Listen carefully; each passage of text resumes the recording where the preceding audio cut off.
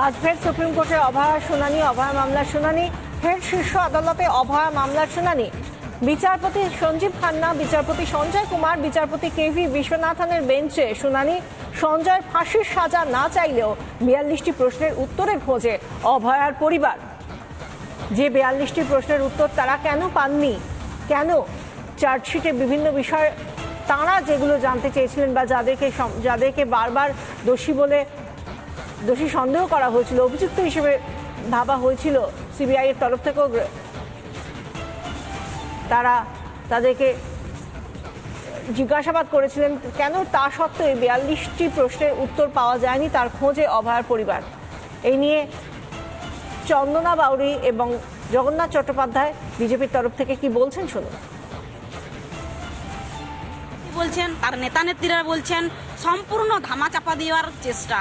মা যেটা বলছেন যে না ফাঁসি চাই না, যারা প্রকৃত দোষী তাদেরকেও সামনে নিয়ে আসা হোক এবং সবাই একইভাবে তারা শাস্তি পাক। ওনারা তো প্রথম থেকেই চেষ্টা করেছেন, পুলিশ দিয়ে টাকা দিয়ে মানে মুখ বন্ধ করার চেষ্টা করেছেন। সেখানে মা বাবা দুজনাই বলেছেন যে না আমরা টাকা চাই না, আমরা দোষীদের শাস্তি চাই। তো গণতন্ত্র বলে প্রচুর চিৎকার হয় বিধানসভায়।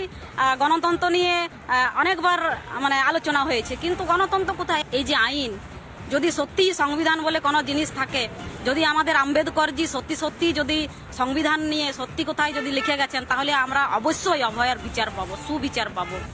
161 দিনের মাথায় নিম্ন আদালতে অভয়ার মামলার বিচার প্রক্রিয়া সম্পন্ন হয়ে সাজা ঘোষণা হয়েছে।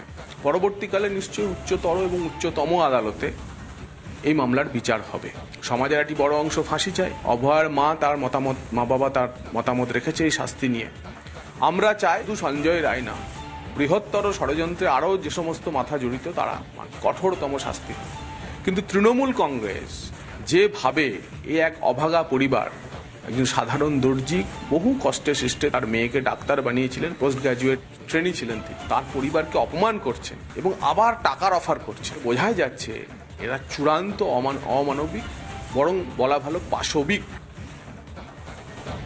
বিজেপির কি বক্তব্য আমরা শোনালাম, তার পাশাপাশি আমরা শোনাবো রাজ্যের মন্ত্রী, পরিবহন মন্ত্রী স্নেহাশিস চক্রবর্তী এ নিয়ে কি বলছেন।